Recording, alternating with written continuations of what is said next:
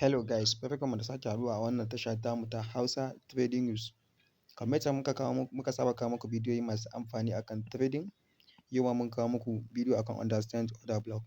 In dai kai beginner ne ya kamata a ce ka tsaya ka kalli wannan bidiyon tun daga farko har ƙarshe. Order block suna da amfani sosai. Idan aka ce maka order block ana nufin duk inda ake haɗa odoji. Inda kasuwa take zuwa take haɗa order shine ake cewa order blocks. Misali inda za ka yi buy ne muna da bullish order block, inda za ka yi sell ne muna da bearish order block. Insha Allah yau za mu yi magana akan abubuwan nan guda biyu. Abinda muke so shi mana like, yi mana subscribe idan mun ɗora sababbin abu ya sa ku dinga gani. Yanzu za mu so mu magana ne akan bullish order block. Wannan shi ake cewa bullish order block. Yacce za ka gane bullish order block shine a lokacin da aka samu swing point haka, a lokacin da swing point ya je ƙarshe misali, in aka ce swing point misali ne kamar kasuwa tana tafiya haka, haka, haka, haka. To nan gun swing point ne, haka zalika nan gun swing point ne, nan gun haka. To mafi yawanci a nan gun muke samun order block da nan gun bearish order block, wannan bullish order block. Wannan example nake muku kenan. To yanzu a nan gun za ka duba ka gani akwai wani last candle da yake zuwa a ƙarshe. Wannan last candle ɗin idan ka duba a nan gun a ƙarshen swing point to shi mutum zai ja ya duba ya ga ina ne liquidity sa. An yi taking high ɗinsa, idan har ka ga an yi taking low ɗinsa misali wani candle ɗin yanzu kamar a ce wannan wick ɗinsa ya zo nan, to wannan ba order block ba ce ba. Amma yanzu idan muka duba za ku ga shi ne candle na ƙarshe a nan gun. Sannan kuma jan candle ne daga gaba sai aka soma samun bullish candle ma'ana. To wannan shi ne order block namu, wannan guda ɗayan. Mutum zai zo ya ja shi haka sannan ka sake jan sa haka. Yanzu abin da kake jira shine kasuwa idan ta yi sama ta zo ta tafa nan gun sai ka yi buy. A daidai nan gun za ka yi buy. Nan shi ne order block inda mutane suke haɗa odojinsu.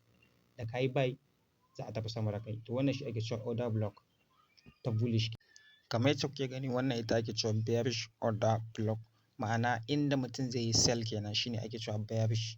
Wancan mun yi magana akan inda mutum zai buy, to wannan shine inda mutum zai sell. Misali anan bearish order block ma kamar bullish ne, ana samun ta inda swing yake ƙarshen high kenan.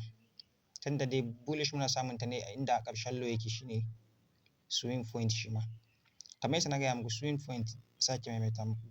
Nan swing point ne, nan ma haka zalika nan ma swing point ne, nan ma swing point ne, haka zalika nan ma swing point. To wannan shi ake cewa swing point. Ya kamata a ce ku kula sosai. Yawwa. Misali anan za ka duba ka ga wane candle ne last a wannan swing point ɗin. Idan ka tashi kun ga za mu fitar da wannan ne last kenan. Wannan sai mu zo mu fitar da wick ɗinsa, ƙarshensa kenan, samansa. Tsinken da yake ƙarshensa shine muke cewa high nasa. Wannan shine high nasa. Sannan kuma wannan shine low nasa. To abin da mutum zai yi wannan candle ɗin da yake na ƙarshe, ka duba ka gani ba wani candle da ya wuce shi tsayi. A nan gun ba wani candle da ya wuce shi tsayi. To don haka wannan shine order block namu. Za mu yi market ɗin high da low ɗinsa. Nan shine high, nan kuma shine low. Za mu jira market ɗin nan ta je ta dawo ta zo ta tafa wannan high da low ɗin nan nasa. Wannan daidai center inda yake, inda muka ja. To a nan gun za mu yi sell. A daidai nan gun za mu yi sell. Idan muka yi sell za ta tafi haka kenan. Kun gani a jikin rubutun nan ma gashi. Daga lokacin da ta dawo ta tafa wannan area da muka yi zana, to za mu nemi sell ne a nan gun. To wannan shine bearish order block. Ya kamata ce kuna kiyaye sosai sosai, kuna kula da high da low ɗinsa. Kun ga ba a yi taking high ɗinsa ba amma an zo an yi taking ɗin low ɗinsa. Yanzu insha Allah zan shiga cikin chart in duba muku, in nuna muku yadda yake a cikin chart da yadda suke aiki a cikin chart. Yawwa, kamar yadda kuka gani a nan gun mun shigo cikin chart ne yanzu. Yanzu za mu duba bearish ko kuma bullish na wannan order block ɗin da muka yi magana. Yanzu misali yawwa ga wata ana. Yanzu wannan gashin anan mun samu bearish order block. Yanzu kamar yadda kuke gani yanzu wannan, kamar yadda kuke gani wannan bearish candle ne, wannan order block ne. Idan kuka duba nan za ku ga high ɗinsa ya fi kowanne a nan gun, haka zalika an yi taking low ɗinsa. Idan aka ce an yi taking low shine wato an zo an wuce low ɗinsa. Akwai wani candle da ya zo ya wuce low ɗinsa. To idan kuka duba za ku ga yanzu mutum zai ɗauko shi ne daga nan zuwa nan. Za mu jira a zo a tafa area nan da muka zana sannan mu nemi sell ɗin mu anan. Yanzu gashi nan example ɗin mu ya tabbata. Gashi nan.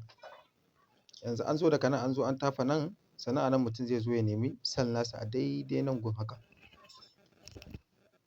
Daga nan gun haka. Gashi nan. Kun ga wannan shine example ɗin da muka bayar na bearish block kenan. Yanzu za mu je mu nemo na bullish.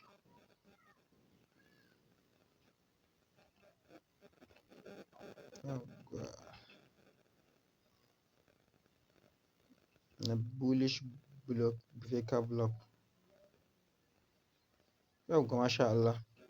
Yanzu ga wannan mun samu nan gun. Yanzu in kuka duba nan za ku ga a wannan swing point ɗin wannan candle ɗin ya fi kowanne tsayi. Ga shi nan daga ƙasa. To abin da mutum zai yi a wannan shi ne zai zo ya ja wannan haka zuwa nan gun inda duk aka zo aka tafa a nan mutum zai nemi buy ɗinsa. To kun ga a daidai nan gun market ɗin ta fi shiga da ta fi kaɗan ne ma amma ta shigo sosai ma kamar yadda ake so. Tun daga shi nan daga nan mun samu alamar morning star. Kun ga alamar cewa daga nan market ɗin za ta tafi up. Duk da nan ma dai mun samu to amma daga nan gun wanda ya shiga tafiyar daga nan daman stop loss ɗinsa zai kasance a daidai ƙasan nan ne. To kaga ko da ka shiga nan nan ma ya zo ba matsala kana dai ciki still. To kaga in ka zo ka sa wannan ɗinka daga nan kaga stop loss ɗinka stop loss naka zai kasance daga nan. Sannan za ka nemi ko da izuwa nan dai. Ya wadatar da mutum. To kun ga wannan shine example. Idan mutum ya duba cikin chart zai ta ganin haka yana kasancewa sosai sosai. A hankali a hankali. To wannan shine example namu na bullish da bearish order block. Ku mana subscribing ku mana liking saboda idan mun sa sababbin bidiyo za ku dinga gani insha Allah. Peace salam.